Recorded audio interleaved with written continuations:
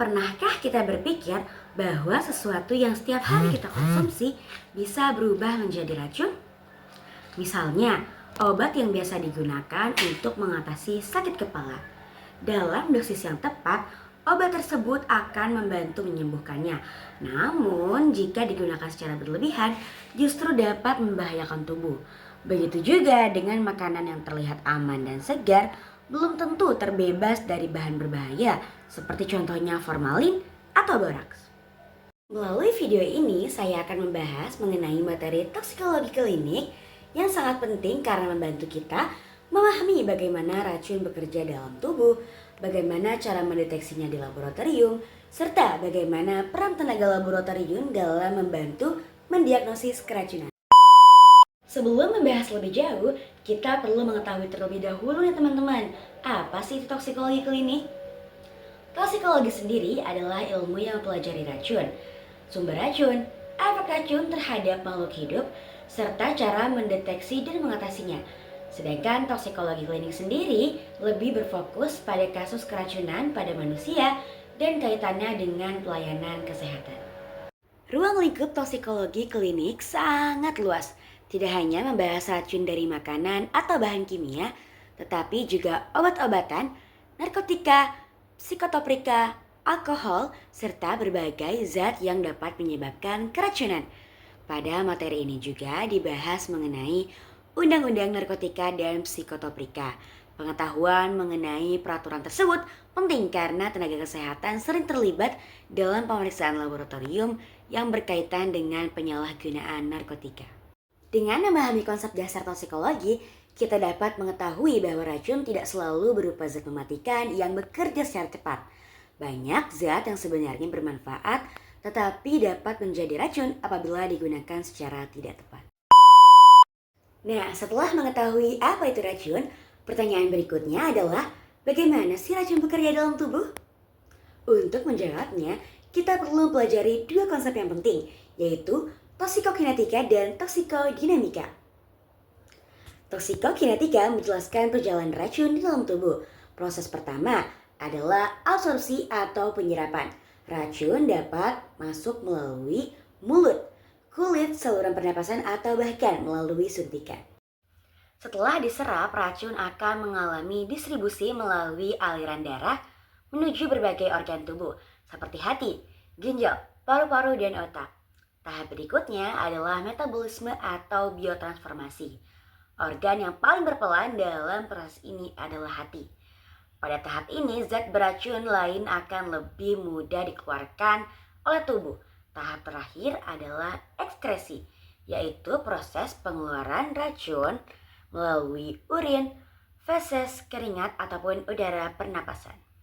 Sementara itu, toksikodinamika menjelaskan efek racun terhadap tubuh.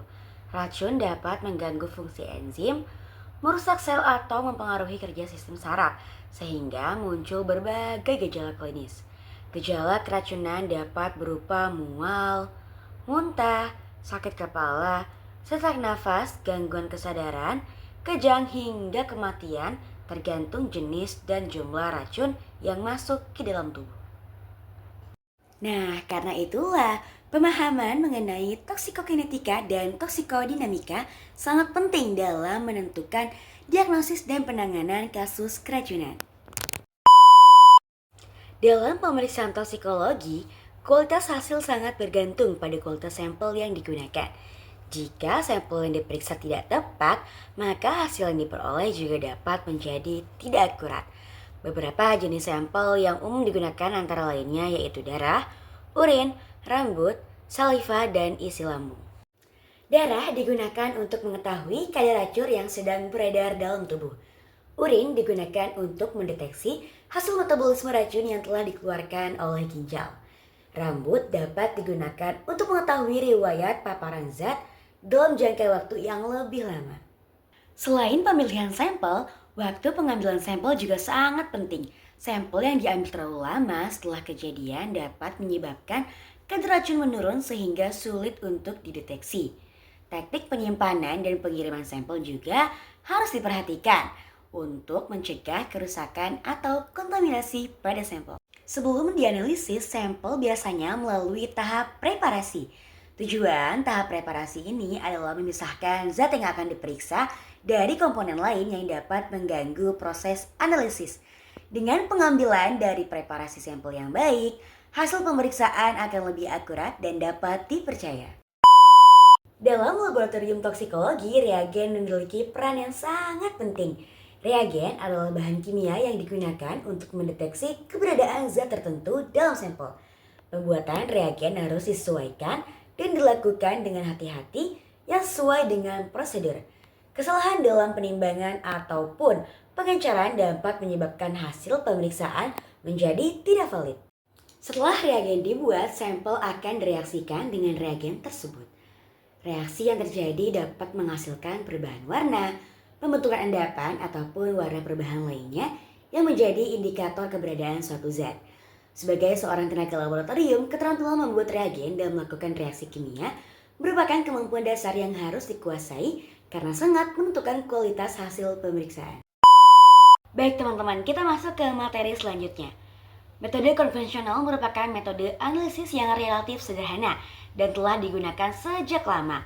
Salah satu praktikum yang dilakukan adalah identifikasi asam salisilat. Asam salisilat sendiri merupakan senyawa yang banyak digunakan dalam bidang farmasi dan dapat dilakukan pada beberapa produk kesehatan.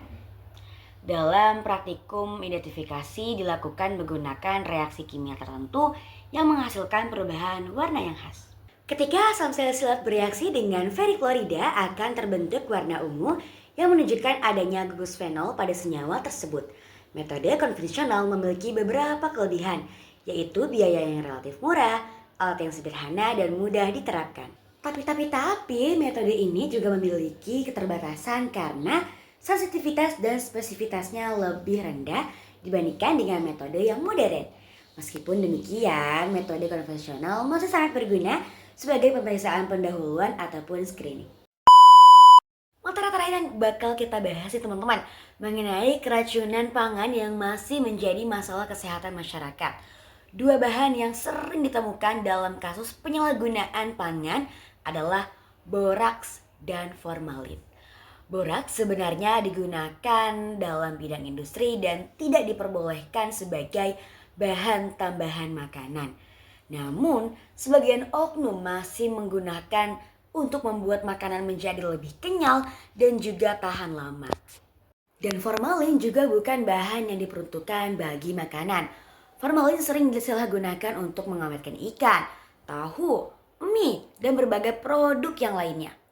Jika dikonsumsi terus-menerus, kedua zat ini dapat menyebabkan gangguan kesehatan seperti kerusakan hati, gangguan ginjal, iritasi saluran cerna, hingga meningkatkan resiko penyakit kronis. Dalam laboratorium, keberadaan boraks dan formalin dapat dideteksi menggunakan reaksi kimia tertentu yang menghasilkan perubahan warna yang khas.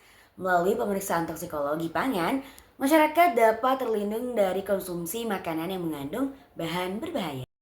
Dari ketujuh materi yang telah dipelajari, kita dapat memahami bahwa toksikologi klinik memiliki peran yang sangat penting dalam dunia kesehatan.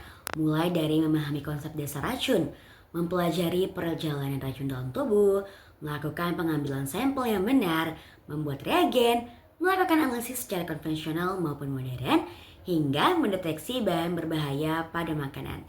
Sebagai calon tenaga laboratorium medis, pemahaman mengenai toksikologi klinik akan sangat membantu dalam memberikan hasil pemeriksaan yang akurat, sehingga dapat mendukung diagnosis dan penanganan pasien yang tepat.